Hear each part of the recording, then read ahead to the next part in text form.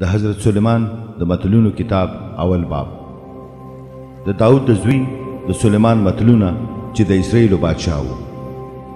د دې مقصد دا دی چې خلکو ته د حکمت او د تربیت په اړه تعلیم ورکړي او چې هغوی په عقلمندو خبرو باندې پوه شي. دا به تاسو ته تعلیم درکړي چې څنګه په خپل ژوند په صداقت، عدل او انصاف سره تیروي.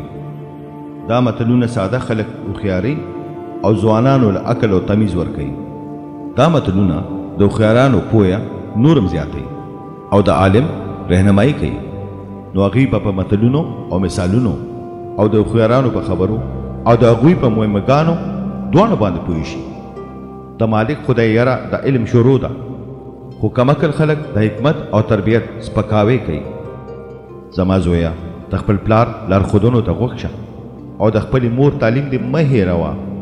د هغوی نصیحتونه به ستا د سر دپاره ښایسته څېره او ستا غاړې دپاره د عزت هار وي.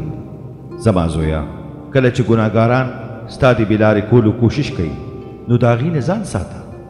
که چېرې هغې ووایي راځه چې یو ځای شو او د پټ ځای نه ګزار وکړو او قتل وکړو، راځه چې په یو بېګناه کس باندې هسې د خوند دپاره غلې حمله وکړو، راځه چې د قبر په شان هغوی ژوندي تېر کړو، د هغې په شان لکه څوک چې د مرګ کندې ته کوزیږي. موږ به هر قسمه قیمتي څیزونه حاصل کړو او د لوټ د مال نه به خپل کورونه ډک کړو. راځه موږ سره ملګري شه او موږ چې څه لوټ کړو نو په هغې کې به تا له هم برخه درکړو. زما زویه، د داسې خلکو سره مزه او د هغې په نقش قدم مزه، ځکه چې هغې د بدکارۍ طرف ته په منډه روان وي او د وینې تویولو په اړخ تیزۍ سره روان وي. د یو مارغه د سترګو د وړاندې جال خورول څومره بې فایدې دي، خو دغه شان خلک د خپل ځان لپاره دام خوري. داسې ده چې هغوی به پخپله پکې تباه شي. همدغه به وي انجام د هغه کسانو څوک چې د ناجایزه پیسو ګټلو لالچي وي، نو په دې وجه به د خپل ژوند نه لاس وینځي. حکمت په لارو کوڅو کې په تیزه چغې وهي او په چوکونو کې په اوچت اواز نارې وهي. د بازار په ګڼه کې هغه چغې وهي او د ښار په دروازو کې چېرته چې خلک راغونډي هلته تقریر کوي. جاهله خلکو، تاسو به تر کومې پورې سادهګان یې؟ تر څو پورې به تاسو مسخره کوونکي په خپلو مسخرو کې خوشحاله یې؟ تر څو پورې به تاسو بېوقوفان علم نه نفرت کوئ؟ راشئ او زما سختې خبرې واورئ. زه به خپل زړه نه تاسو خبر کم او تاسو به هوښیار کم.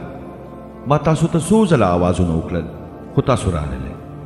زه تاسو ته درلم خو تاسو ما ته توجه رانه کړه.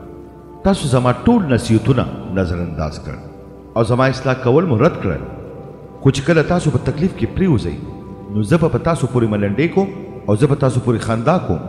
کله چې تاسو بدبختي راګیر کړي، کله چې بدبختي لکه د طوفان در باندې راشي او چې مصیبت لکه د سیلۍ په شان در باندې راشي او چې مصیبت او سختی په تاسو باندې غالب شي، نو بیا چې کله دوی ماته چغې وهي خو زه به دې ته جواب نه ورکوم.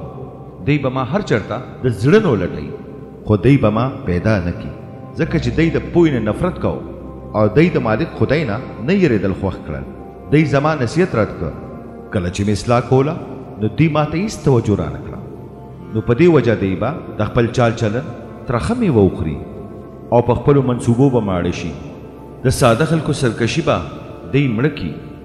کمقلان د خپل قناعت په وجه تباه کېږي، خو هر څوک چې ما ته غوږ نیسي نو هغه به په امن کې اوسېږي او د نقصان څه یېره به پرې نه وي.